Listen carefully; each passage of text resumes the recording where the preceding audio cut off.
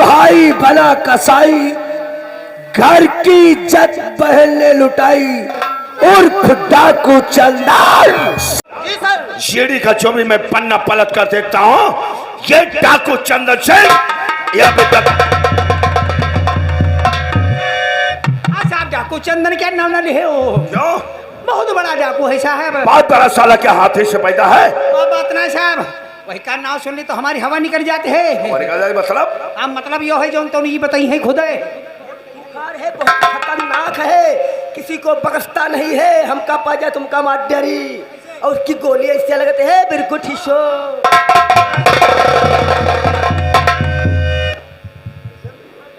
नहीं दीवान हवलदार और चौकीदार, डाकू चंदन सिंह के अगर इसी तरह से आतंक मचते रहे तो यहाँ की जनता परेशान हो जाएगी, परेशान हो जाएगी और पुलिस की नाकों में दम हो जाएगा, और ये डाकू चंदन इसी तरह से आजाद रहेगा, आजाद रहेगा। इसलिए हमारी बात जरा ध्यान से सुना। हाँ सर।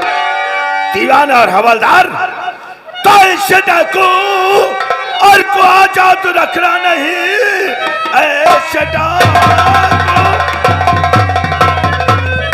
और को आजाद रखना नहीं। सांप के जहर बच्चे की फफकार है, जो डाकू का जिस्मत और फंस जाएगा सबके खातिर गवर्नमेंट।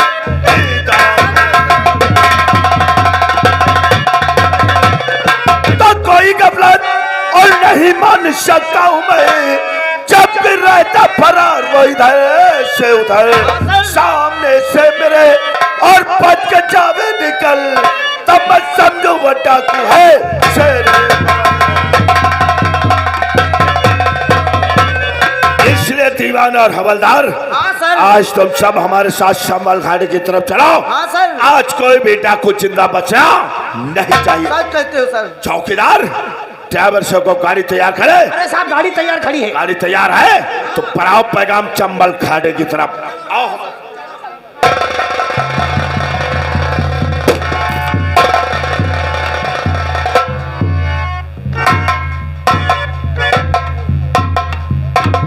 शेर मेरे ख्वाब से, शेर मेरे ख्वाब से जंगल का रहना छोड़ दे, छोड़ दे पल भर में दरिया का पानी बहना।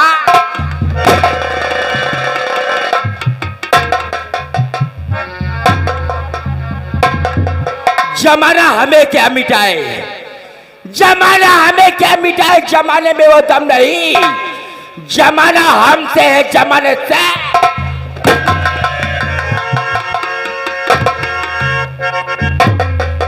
क्या देख रहा हूं?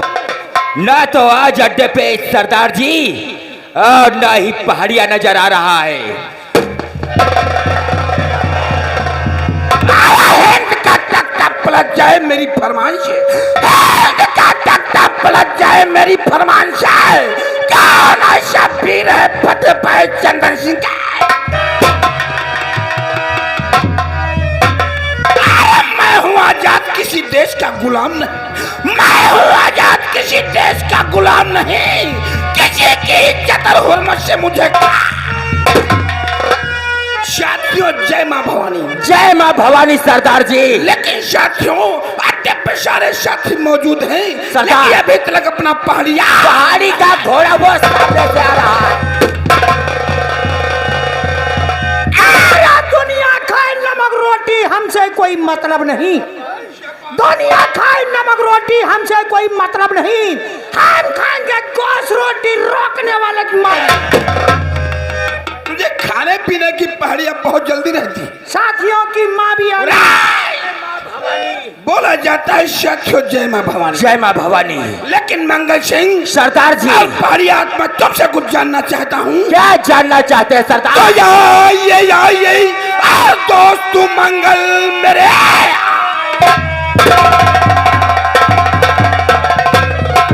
दोस्त मंगल मेरे, तुमसे बढ़कर न कोई नमकखोर है। क्या खबर लाए हो और उस तरफ की कहो, आपकी बात पर मुद्दा आपकी और गिरफ्तारी का चारों तरफ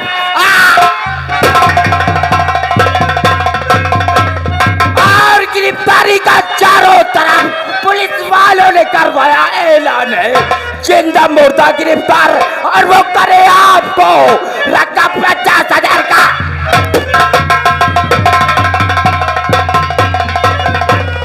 तो 4-6 पुलिस वाले और न कुछ का हो सके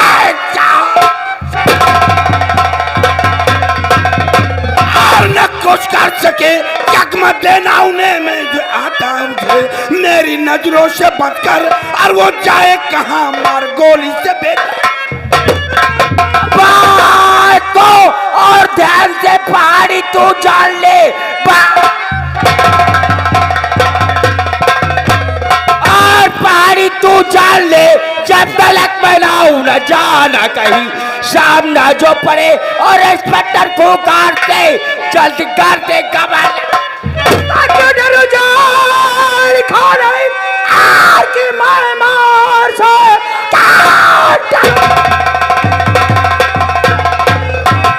की मार से कड़ी बेड़ी मर्दों का सिंगार है, चोरी चालाकी करना जुआ चोरी चालाकी करना जुआ खेलना कत्ल ही करना मेरा।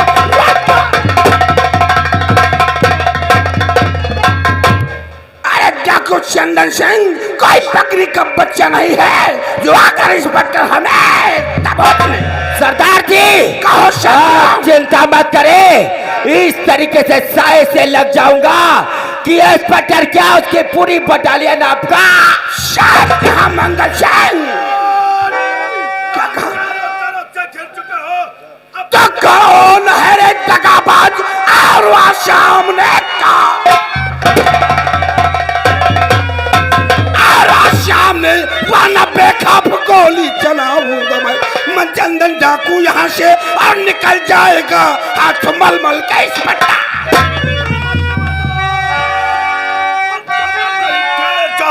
चारों तरफ से पुलिस फोर्स घेरे हुए अपने को कर हवाले, और मेरे इश्करी कहता इससे क्या चलाए।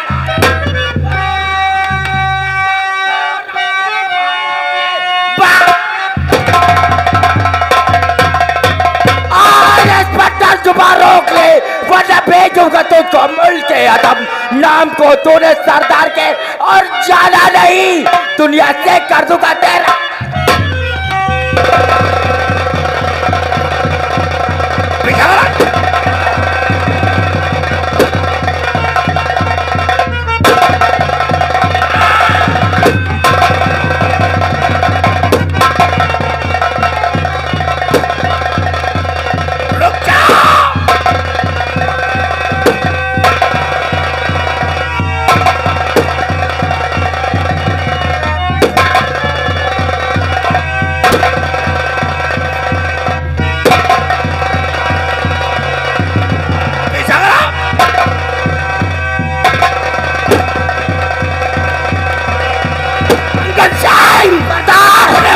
मसाले की कमी हो रही है।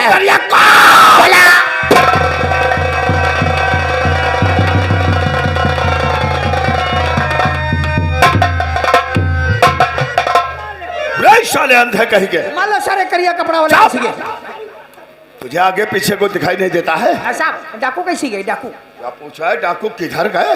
किधर गए? तुम कहाँ के जो डाकू पता नहीं चला? अरे साहब जब गोली चल रही थी तो हम पुलिया के अंदर बैठे थे। अरे हरामजादे कहीं के डाकू चंदन सिंह अपने साथियों के साथ दरिया को पार करके जंगल के अंदर प्रवेश कर गया। साहब अपनी गाड़ी नदी में फंदा दो। साहब उसी के अंदर टोप पर मर जाना चाहता है क्या? ना फंदा हम मरा से नहीं है नहीं, आज तो चंदन अपने साथियों के साथ हमारे हाथों से बचकर निकल गया, लेकिन नहीं, ये दुनिया बहुत बड़ी है, बहुत बड़ी। चंदन के कदम बहुत छोटे हैं। अत्ते जब तक मैं उसे गिरफ्तार नहीं कर लूंगा तब तक चैन से नहीं बैठूंगा। होई साहब डाकू भाग जाए दो, अब थाने चलो तनी खिचड़ी खाई चले।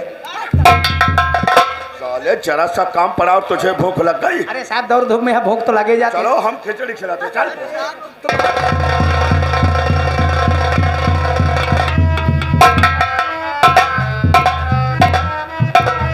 प्यारे दोस्तों, मैं वही रंजीत, आप लोग साथ देखकर हैरान हो रहे हैं, लेकिन नहीं, किस्मत इंसान का कभी ना कभी तो साथ दे ही जाती। मेरे काम से खुश होकर मालिक ने मुझे कंपनी का सुपरवाइजर बना दिया। मेरी सैलरी बढ़ गई। गांव से आए हुए 6 महीने हो गए। यही सोचता हूँ गांव चला जाऊं, अपनी बहन बिमला के लिए कोई अच्छा सा घर, अच्छा सा वर देकर, अपनी बहन के हाथों में मेहंदी लगाकर उसे डोली में बिठाकर उसके ससुराल को मैं भेज दूं। क्योंकि घर में सयानी बहन बेटी काली नागिन की तरह होती है। न जाने किस वक्त कोई ऐसा कदम उठा दे ताकि हम दोनों भाई किसी को मुंह दिखाने के लायक न रह जाए। इसलिए सबसे पहले आज हम शाम वाली गाड़ी से चले ही आएंगे। सामने मार्केट दिखाई दे रहा है। वंदना के लिए अच्छी अच्छी साड़ियाँ, बिमला के लिए सूट और अपने भाई राजेश के लिए कोट पैंट लेकर मैं जाऊंगा। वंदना, मैं आ रहा हूँ।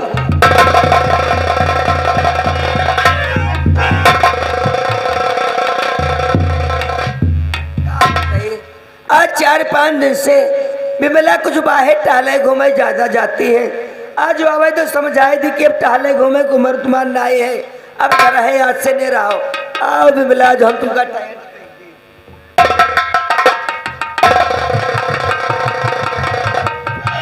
अरे भाभी, क्या बात है? बिमला, हाँ, आज कुछ बड़ा चमक दमक से रहती हो। क्या भाभी, मैं तो ऐसे ही कपड़े पहनती हूँ अब तो। ऐसे कपड़े पहनती हो? ऐसे कपड़े में कभी नहीं देखती थी। बिमला जी भाभी। इतना समय हो गया, तू कहाँ थी? भाभी मैं अपनी सहेली के वहाँ गई थी। सहेलियों के वहाँ क्या करने जाती हो? भाभी, अब तुम्हारी टहलने घूमने की उम्र नहीं है जो सहेलियों के टहलने घूमने जाओगी। आज से तुम्हारा टहलना घूमना बंद। ओहो भाभी, इतना क्यों परेशान होती हो? खाना बनाई हो? खाना बनाई हो? खाना तुम्हें बनाना ना पड़े, हमसे बड़ी हो गई हो। टहल घूम कर आओ, बच्ची इधर से खाना मांग लो। अरे भाभी, सब सीख लूंगी, पूरा घर सर पे उठा लेती हो। जाओ मेरे लिए खाना लेकर आओ। ठीक है, हाथ मुंह धो में लेकर आ रही हूँ।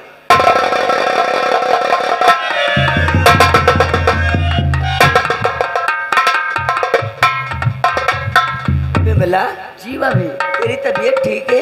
भाभी मेरी तबीयत तो ठीक है, बस ऐसे ही थोड़ा सा चक्कर है। एक बात बताइए, बोलो। खाने में क्या क्या बनाया है? अरे खाने में सब्जी, रोटी, दाल और चावल।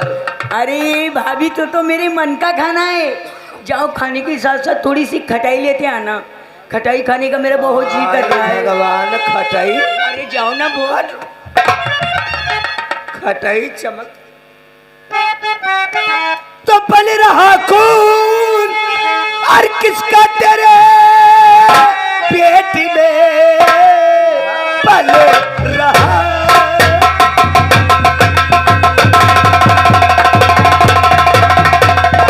और तेरे पेट में क्यों रे बिमला, मुझे तू बता कि अभी नाक कटवा दी तू और सारे परिवार की खौफ दिल में किसी का न लाया।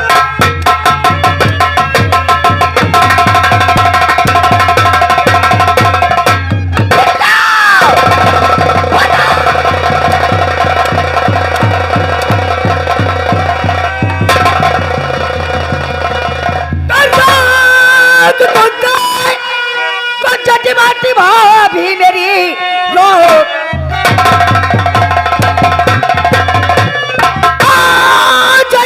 भाभी मेरी हाथ बिमला पे अपना उठाना नहीं। मेरे जी में जो आया और वह मैं किया, प्यार के बीच मेरे ये आना है। बिमला जुबान रोक ले, जुबान रोक ले। प्यार की चीज को तुझको सिखाने चली, मार डालू मैं तेरा और गला दाब कर गुस्से का जोश मुझको। अरे बात भाभी हमारी सुनो, क्या और भाभी हमारी सुनो, घर की मर्यादा में कि तूने भी दिया। सबकी भैया हमारे और कौन दे नहीं, फिर बताओ कैसे फूला तेरा पेट है। आज तो ये हमारे पर लक्षण लगावते हम का बताओ तू कहीं का ये कहते हैं हमारे पेट कैसे फूला। यू कहीं का ना दे ये घूमती तेरे भैया का है, लेकिन तू ही बता तो ये कुंवारे पनवा कहीं का लाई, हम कोई की लाई हुई कहीं का लाई।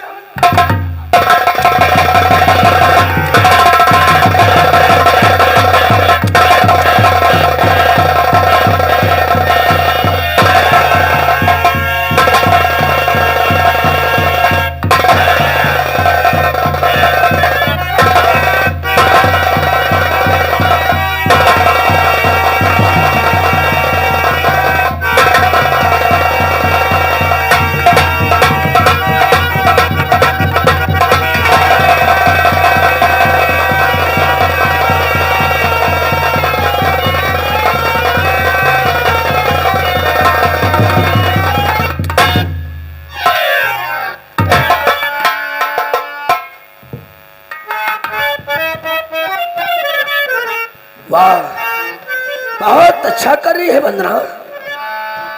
घर की सारी जिम्मेदारी तेरे सर पे छोड़ के जाता था। मेरी नामौजूदगी में मेरी बहन के साथ तू ऐसा बर्ताव करती है। और ननद भाभी काहे को झगड़ा मचाई।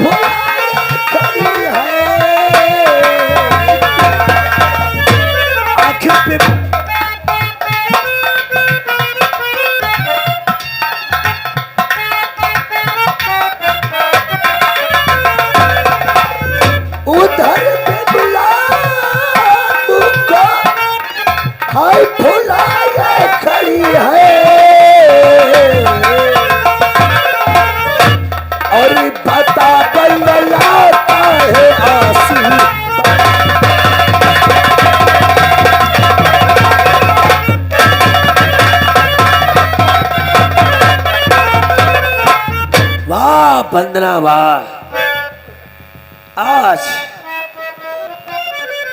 ये सब देखकर 1300 किलोमीटर का सफर करके घर आया। अरे बड़े अरमान लेकर चला था शहर से कि 6 महीने के बाद गांव जा रहा हूं।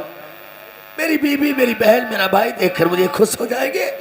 और तू यहाँ एक दूसरे की जान की प्यासी बनी है। स्वामी, अगर मैं आपसे बताऊंगी तो आपके तलवों की जमीन जो है सड़क जाएगी। ऐसा कौन सा नुकसान कर दिया है मेरी बहन ने? इसमें भी नाराज हो जाओगे। जानना ही चाहते हो तो बतलाऊंगी। और नहीं खौफ भी बिना हाय किसी का खाए, नहीं खौफ भी बिना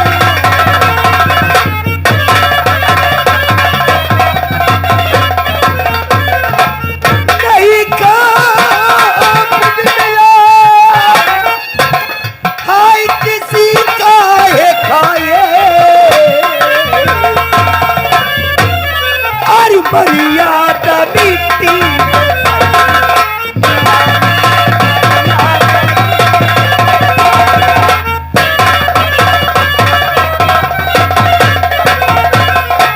जरा गौर से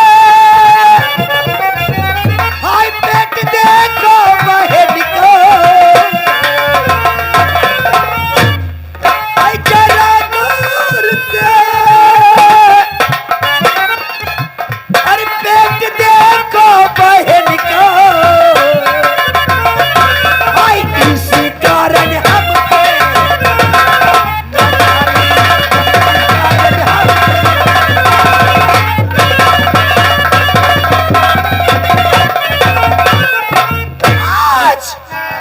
या किसी का खौफ नहीं खाया और वो कदम उठा बैठी है जो संसार ने उठाना नहीं चाहा।